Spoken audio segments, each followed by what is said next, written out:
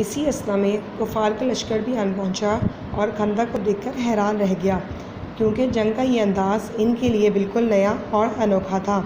آخرکار مشرکین نے محاصرہ کر لیا اور خندق پار کرنے کی کئی بار کوشش کی، لیکن مسلمانوں نے ان کی ہر کوشش کو ناکام بنا دیا۔ جب مسلمانوں نے خندق کی کھدائی کا کام مکمل کر لیا تو جو کفار کا لشکر تھا وہ بھی آ گیا۔ وہ خندق کو دیکھ کر حیران رہ گئے، کیونکہ ان کے لیے خندق کا یہ جنگ کرنے کا یہ جو انداز تھا وہ بالکل نیا اور انوکھا تھا، پہلے کبھی ایسا نہیں ہوا تھا۔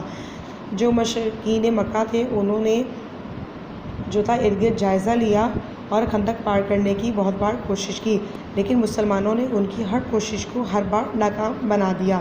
اسی اثنا میں نعیم بن مسعود لشکر کفار سے نکل کر رسول اللہ صلی اللہ علیہ وآلہ وسلم کی خدمت میں حاضر ہوا اور اسلام قبول کر لیا۔ نبی پاک صلی اللہ علیہ وآلہ وسلم نے نعیم بن مسعود کو لشکر کفار میں افراتفری پھیلانے پر مأمور فرمایا۔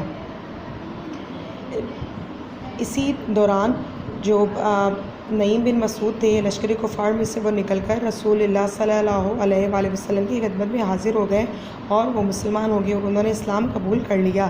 تو نبی پاک صلی اللہ علیہ وآلہ وسلم نے نعیم بن مسعود کو لشکر کفار میں افراتفری یعنی کہ ان کی آپس میں لڑائی کرنے پر مأمور فرمایا۔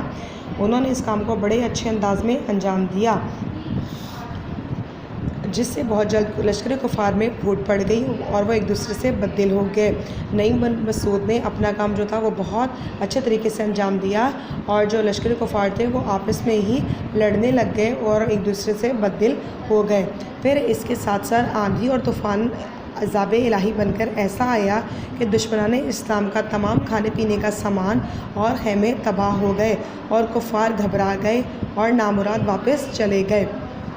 اس کے بعد اللہ تعالیٰ کی طرف سے آندھی اور طوفان ان پر عذاب الہی بن کر ایسا آیا کہ دشمن اسلام کا جو کھانے پینے کا سامان تھا وہ بھی اور ان کے خیمے تک اڑ گئے اور جو کفار تھے وہ اتنے گھبرا گئے کہ وہ نامراد واپس لوٹ گئے۔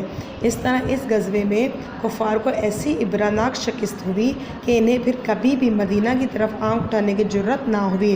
اس جنگ میں کفار نے ایسی شکست کھائی یعنی کہ ان کو ایسی ہار کا سامنا ہوا کہ پھر ان میں کبھی بھی مدینہ کی طرف آنکھ اٹھا کر دیکھنے کی بھی ہمت پیدا نہ ہو سکی۔